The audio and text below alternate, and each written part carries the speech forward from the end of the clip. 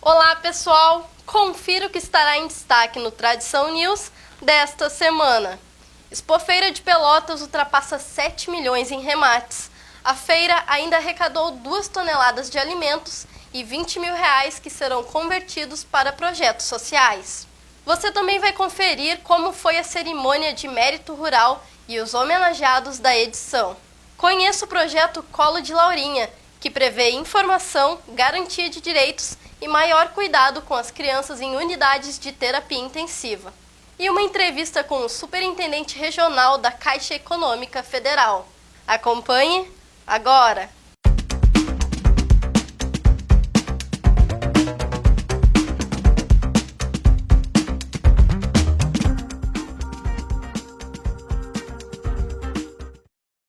A Expofeira de Pelotas terminou no domingo, mas ainda está repercutindo na cidade. Isso porque, em números, a edição ultrapassou 7 milhões em remates e é considerado um sucesso como o primeiro evento de grande porte desde o início da pandemia aqui na região. Na última semana, a edição realizou a cerimônia de premiação do Mérito Rural, que homenageou o engenheiro agrônomo Décio Luiz Gazzoni. Confira! Uma noite de emoções para os homenageados durante a 95ª Expofeira no Parque Ildefonso Simões Lopes. Anualmente, a Associação Rural de Pelotas escolhe um destaque para receber a medalha de mérito rural. Uma noite de homenagens tradicional da Expofeira de Pelotas, reconhecendo o trabalho daqueles que contribuíram de alguma forma para o desenvolvimento da atividade agropecuária da região, do estado e até do país. Então, uma noite de homenagens, necessário que o setor comemore as vitórias, principalmente saído num ano como foi o ano passado, em que esse evento não pôde ser realizado, que a Expofeira obrigatoriamente teve que ser totalmente digital. Retomamos hoje, assim como retomamos a presença de público aqui no parque, que é fundamental, retomamos também a homenagens àqueles que de alguma forma ajudaram o setor agropecuário. Nesta edição, o engenheiro agrônomo Décio Luiz Gazzoni recebeu a honraria. Ele completa 50 anos de contribuição ao agronegócio através de suas pesquisas e dedicação à Embrapa Clima Temperado. Eu me senti muito orgulhoso, me senti emocionado e me senti pequeno na frente de um monte de gente que também tive méritos. Orgulhoso porque não é uma homenagem qualquer. Está vindo de uma instituição centenária, que tem tradição, que já homenageou pessoas extremamente importantes. Então isso me deixa orgulhoso, porque eu considero distinções sempre um acidente de percurso.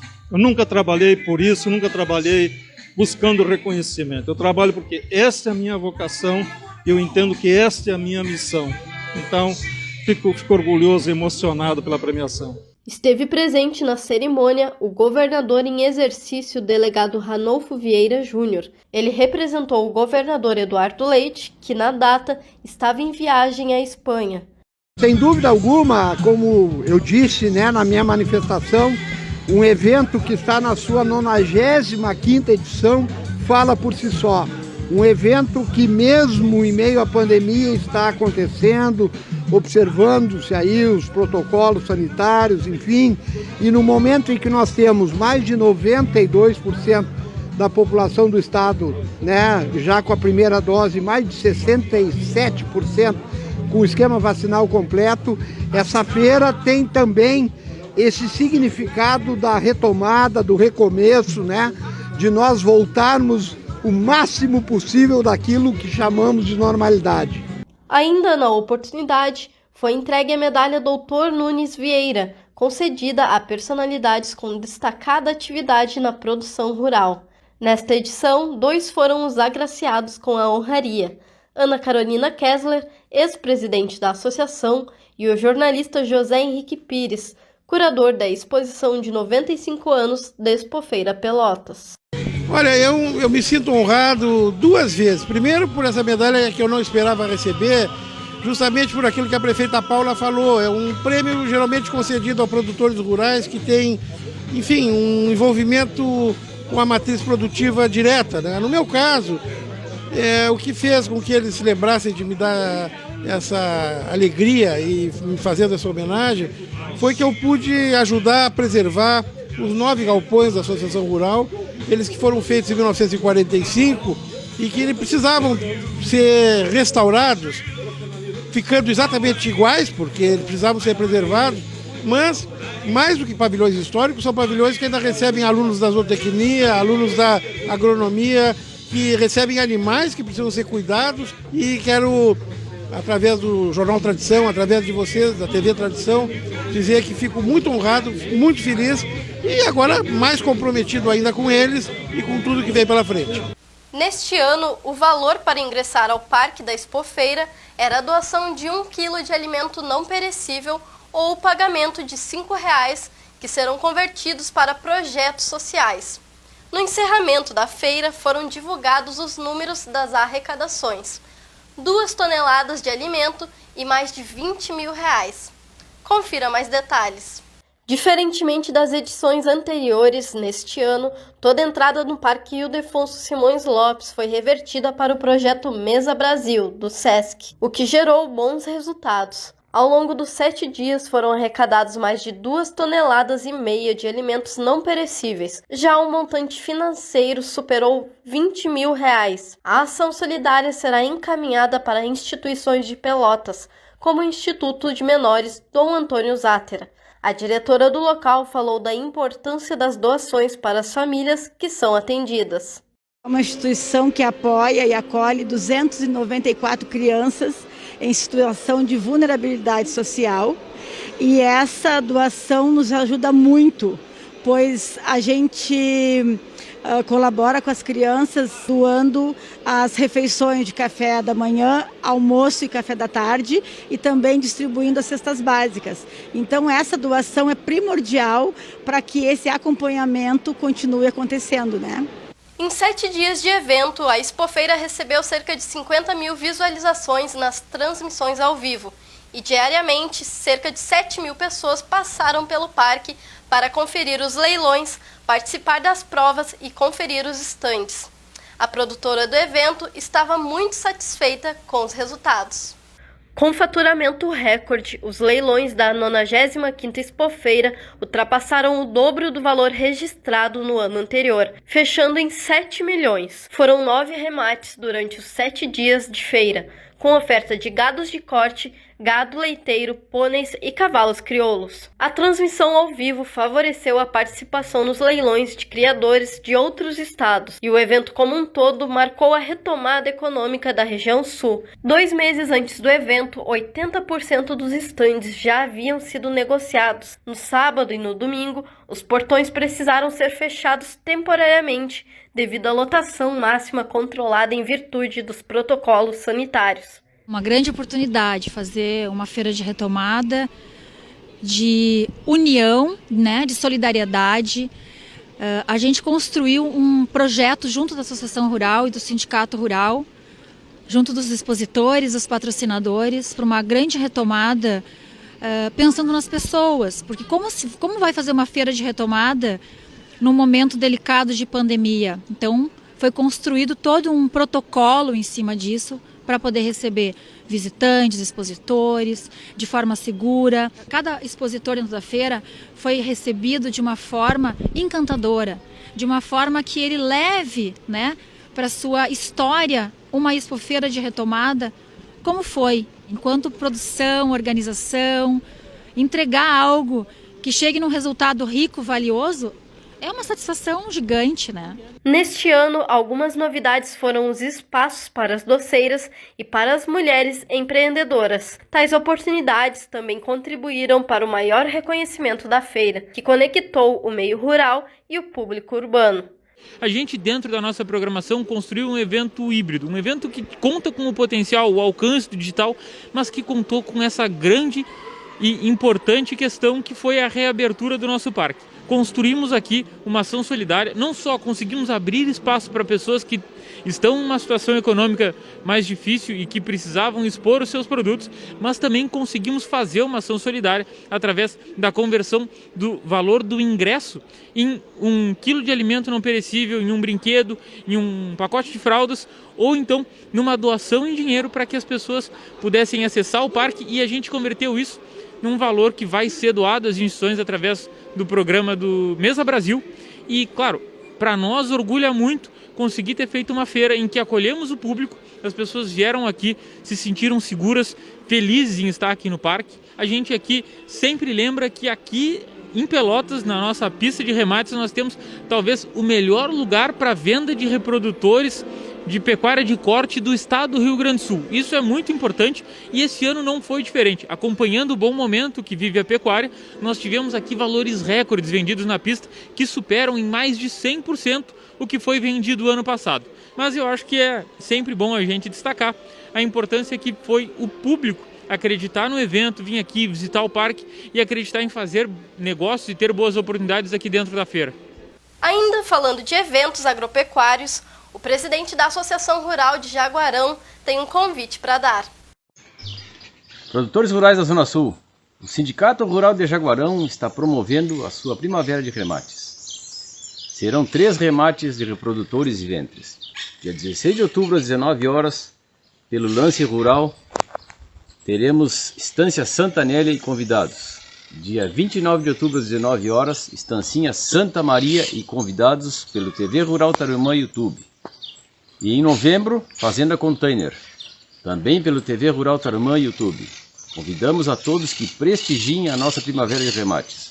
Serão mais de 90 touros e 700 ventres. Muito obrigado. Você sabia que é um direito dos pais permanecerem 24 horas com o filho em uma unidade de terapia intensiva? Infelizmente, nem todos os hospitais disponibilizam esse espaço. Por isso, conversamos com Jefferson Bilhalva, que através de um projeto está lutando para garantir esse direito. Confira. Eu estou aqui hoje com Jefferson Bilhalva, ele que é corretor de imóveis e também criador do projeto Colo de Laurinha, que ele veio aqui contar um pouquinho para nós hoje, que prevê a permanência dos pais junto aos filhos nas unidades de terapia intensiva aqui de Pelotas. Bom, Jefferson, boa tarde, seja bem-vindo aqui à JTR TV. Obrigado, boa tarde. Gostaria que tu começasse explicando o que é o projeto, como que ele surgiu. O projeto Colo de Laurinha, ele surgiu esse ano. Passaram 4 anos até que criei essa coragem de fazer alguma coisa, que é para minha filhada, em homenagem à minha filhada. E a ideia surgiu de uma situação onde nós passamos em 2017 com a Laura, no Hospital de Porto Alegre, onde nós ficamos durante 24 horas ao lado da Laura, da internação na UTI. Então, esse projeto foi criado baseado em toda a situação que nós passamos em 2017. Tu estava comentando sobre a Laura, né? Quem era a Laura, para o pessoal poder entender assim, a importância que ela tinha para vocês e o quão importante também foi esse momento que vocês tiveram de estar próximo dela? Laurinha, para mim, como eu sou um mero apaixonado por criança, sou totalmente apaixonado por criança. Eu tenho uma menina de 16 anos, a Eduarda. Sempre fui loucamente apaixonado por criança. Fazia muitos anos que a nossa família não tinha uma criança de volta. Aquela coisa de nascimento de uma criança. E nós somos criados pela minha avó, né? A mãe da Laura e eu, nós somos criados pela minha avó. E eu senti na obrigação, em 2017, quando a Laura nasceu com esse probleminha de saúde, que ela tinha um probleminha na coarctação da veia aorta, e também a Laura era cardiopata. A Laura nasceu em Santa Casa, foi transferida para a UTI da FAO, né, UTI pediátrica, aguardando um leito no Hospital de Santo Antônio de Porto Alegre para fazer a cirurgia. Onde, de certa forma, eu trabalhava há 11 anos numa empresa aqui em Pelotas e eu pedi demissão para ir junto com os pais. E aí nós fomos, chegando lá na primeira noite, na UTI, que a Laura foi transferida para a UTI lá de Porto Alegre, já era permitida a presença dos pais e dos familiares. Onde na primeira noite eu fiquei com a Laura. Eu ficava 12 horas no hospital à noite, o pai ficava na outra noite e a mãe durante o dia. E durante a semana eu ficava no saguão com as crianças que estavam lá aguardando para a internação. Era isso que era a minha vida lá. Passados esse tempo todo, quase mais de 20 dias em Porto Alegre, a Laura fez a cirurgia. A Laura se recuperou super bem. A Laura no outro dia foi pro quarto. E voltamos para Pelotas início de julho. Passado todo esse tempo, a Laura começou a ganhar um pezinho, cada vez mais linda, cada vez mais gostosa do Dindo. No dia 11 de outubro, 4 anos atrás, os pais da Laura estavam levando a Laura para ficar com a gente. E eu dormia, sempre ouvindo, em agradecimento, ouvindo os meus louvores. Acho bem claro que eu não tenho uma escolha por religião alguma, mas eu sempre gostei muito de ouvir o louvor e tal, sempre em agradecimento. E eu senti uma pessoal comentando na sala, tem que levar, tem que levar, tem que levar. E eu dei um salto da cama, quando eu olhei para ela, a Laura estava, de certa forma, mole, muito mole, assim. E eu olhei, e eu sempre chamei a Laura de Momosa, a Momosa do Dindo, porque tem o mimoso e a mimosa, e eu chamava ela de Momosa. Reage, Momosa, reage, eu falava para ela me olhando com os olhinhos, que eu custei um pouco a entender. Custei um pouco a entender o que era aquele olhar que ela dizia, de certa forma, que tipo, Dindo, não me deixa. Passado por tudo isso, eles levem ela para o pronto-socorro, que ela não está bem. Fui para o hospital, por volta de 10 horas da manhã eu já estava no hospital. Chegando no hospital, os pais estavam bem apreensivos. Eu perguntei, cadê a Laura? Não, a Laura está lá, eles estão examinando e tal. Eu digo, não, minha filhada não vai ficar sozinha. Entrei no pronto-socorro, consegui entrar. Chegando numa peça, encontrei a Laura sozinha. Foi onde veio os médicos, ficaram um pouco assustados, porque acredito eu que eles não esperavam a minha presença ali. Levaram a Laura para a UTI do HU. E a nossa família junto, né? Todo mundo junto, assim. Onde, 12:30, a Laura teve uma parada cardíaca. Na realidade, a Laura estava com bronquiolite, os médicos constataram quando ela chegou, e ela não podia ter nada de doença porque ela tinha imunidade baixa. Ao 12:30, a Laura teve uma parada de 20 minutos. Onde a médica veio falar com os pais, dizendo que tinha conseguido manter a Laura, salvar a Laura. Naquele momento, eu sabia que a Laura já não estava mais com ele. E aí eu perguntei para a doutora, doutora, a Laura, a gente perdeu a Laura, né? E aí a doutora falou, infelizmente a gente não conseguiu. A gente sempre se questiona por quê, para quê, por que essa dor tão grande? Aí foi onde esse ano eu comecei a mudar muita coisa. Sempre ajudando as crianças. Eu nunca deixei de ajudar as crianças, adoro crianças. Passado tudo isso, por que não criar um projeto em homenagem a Laurinha? Aí foi onde esse ano eu decidi fazer alguma coisa, sair da zona de covarde, como eu digo, da dor, e criar o projeto Colo de Laurinha. Então, cara, a gente sente muito, né, por tudo que aconteceu, mas que bom que tu conseguiu transformar essa dor em algo bom, algo que está dando frutos, né, algo para ajudar muitos outros pais, muitas outras crianças. E como que foi, assim, esse pontapé inicial? Como que tu iniciou o projeto? O que tu procurou para saber, para ir atrás? As pessoas que tu também deve ter procurado para se informar a respeito de como implementar esse projeto nos hospitais aqui de Pelotas. Fui estudando muito, trabalhando muito em silêncio, pesquisando muito, aonde surgiu o efeito canguru, aonde surgiu outras coisas, estudos neurológicos, tudo, muita pesquisa na internet, muita pesquisa no YouTube, muitos vídeos, muitas conversas, inclusive conversa com o pessoal de Porto Alegre. E 2017, querendo ou não, eu me questionei lá dentro do hospital. O porquê que aqui os pais podem ficar, inclusive os familiares, lá na minha cidade não é permitido. E as enfermeiras me explicaram todo o processo. Cerca de 70% a 80% da recuperação da criança tem a diferença por causa da presença do familiar. Isso não tem porquê, como eu falo sempre, uma cidade que nós temos com quase 400 mil habitantes, a gente tem que olhar mais para esse lado. O nosso futuro está nascendo e a gente não pode deixar essas crianças sozinhas. É muito vídeo, é muita coisa. Eu cheguei a ver momentos onde será que na pandemia tem que ser cortado isso aí? Não, os hospitais seguem fazendo o mesmo processo. A única diferença é que eles estão evitando que tenha a presença dos familiares. E o efeito canguru é fantástico.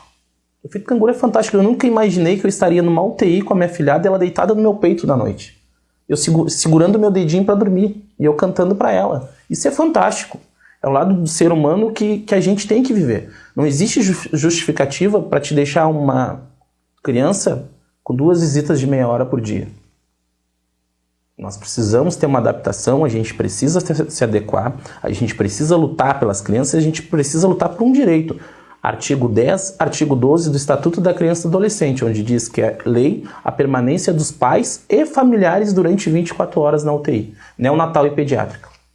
Então é isso que eu estou lutando hoje. A Laura me dá toda essa força, eu tenho que passar por cima das minhas dores, que hoje, graças a Deus, é só uma dor de saudade, a dor passou, e a Laura que está fazendo tudo isso. Então no HO foi apresentado o projeto, fui muito bem recebido pela direção do hospital. Disseram que tudo já é permitido, já tem o efeito canguru, a humanização dos pais, dos familiares. E semana passada foi apresentado no Hospital Escola. Né? No Hospital Escola já é um pouquinho mais difícil, não tem o espaço suficiente para colocar uma poltrona ao lado da incubadora. Os pais ficam numa peça separada, foi onde a Laura ficou. Quer dizer, a mãe ficava numa pecinha separada, que nessa peça tem sofá, tem todo o suporte, mas a mãe da Laura, por exemplo, tinha 2 visitas de meia hora por dia. E aí é isso que eu digo, a Laura ficou poucos dias até conseguir um leito na UTI de Porto Alegre. Mas tem situações onde os pais passam 3 meses. E esses 3 meses têm sérios resultados no futuro das crianças. Isso são estudos. Isso não é o Jefferson que criou. Não é o Jefferson que só criou o projeto Colo de Laurinha. Através do projeto é que eu descobri que tem a lei. Então a lei, o projeto eu batizei em homenagem à minha filhada, mas tem a lei. E a gente tem que exercer a lei. Hoje eu brigo muito, luto muito pela lei. Onde nossa cidade com quase 400 mil habitantes, a gente não pode pensar que seriam 9 leitos de UTI pediátrica para 400 mil. Então a gente tem que pensar um pouquinho mais à frente, a gente tem que evoluir. E com criança eu vou brigar até onde eu conseguir brigar. Então foi através de um núcleo de pessoas que me receberam muito bem, núcleo da Diversidade de Pelotas, que eu fui convidado a apresentar para alguns políticos em Porto Alegre esse projeto, para expandir para todo o estado. E aí, de certa forma, como eu falo, vai ser gratificante. Não só pela Laura, mas por ver a felicidade em cada pai e cada mãe, saber que a Laurinha vai estar presente naquela hora ali, fazendo bem para eles. Então, a gente tem ideia, sim, hoje tem ideia de apresentar o futuro, não só a nível estado, a nível Brasil. Mas, de certa forma, a única coisa que eu falo, e eu deixo para todo mundo, para todos os meus amigos, eu sempre falei isso: confie em mim, acredite em mim. E vocês podem ter certeza que eu não vou parar aqui. Questão de ajudar, se for de coração, pode chamar nas redes sociais. Segue lá no Instagram, @JeffersonBill, segue nas redes sociais, Jefferson Bilhalva. Mas assim, é confiar. O resto, as coisas vêm. Na última semana, o superintendente regional da Caixa Econômica Federal, Márcio Reolon, esteve em Pelotas visitando as agências da região e a Expofeira. Ele conversou com a nossa equipe sobre os objetivos da Caixa com o agronegócio e as possibilidades de crédito para os produtores rurais. Márcio, eu gostaria de te perguntar, do teu ponto de vista, qual que é a importância do setor agro para a economia aqui da região em que tu atende? Nós da Caixa temos uma dimensão muito clara de qual é a importância desse mercado do agro, né? Hoje, todo esse pessoal que trabalha dentro do agro, o que a gente percebe é o que de fato conseguiu manter toda a nossa economia girando, ativa, né? E isso trouxe o quê? Muitos benefícios para toda a população brasileira, muita renda para muita gente e, consequentemente, alimentando todo o nosso país. Então, nós temos uma ideia muito completa de que realmente é um dos setores mais importantes para a nossa atuação e, por isso, a Caixa, mais do que nunca, vem querendo entrar também nesse mercado do agro. Certo. E como que a Caixa está estruturada aqui na região? Quais são as agências disponíveis e qual a estrutura que a Caixa oferece também para o produtor rural, né? Isso. Nós temos diversas agências instaladas em vários municípios aqui da região sul e em todo o estado do Rio Grande do Sul. E recentemente também a gente iniciou um plano de expansão em relação a unidades especializadas do agro. Então a gente vai ter agências novas sendo criadas para atendimento exclusivo do agro na nossa região, inclusive aqui na cidade de Pelotas, nas cidades vizinhas de Bagé e Camaquã também.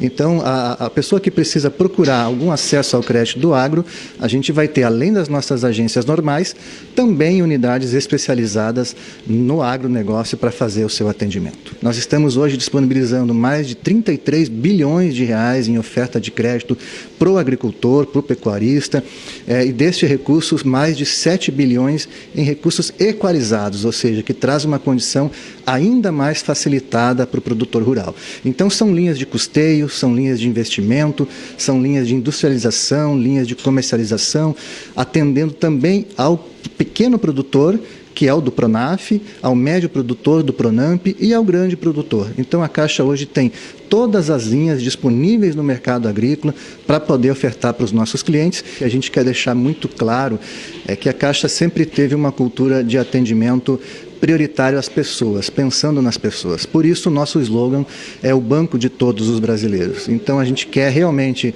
trazer mais uma opção para o produtor rural, para que ele possa experimentar o atendimento que a Caixa tem em relação a esse mercado, a essas condições, e deixar claro que a gente tem hoje todas as linhas que estão disponíveis no mercado. Então venham, conheçam, experimentem as nossas operações, as nossas linhas de crédito, deixem que a gente surpreenda vocês positivamente. A gente quer entrar muito forte nisso e quer ser um dos maiores parceiros do produtor rural, não só aqui no Rio Grande, mas no Brasil todo. O Tradição News fica por aqui. Agradecemos a tua companhia e te esperamos no programa da semana que vem. A informação que faz a diferença está aqui na JTR TV. Até mais!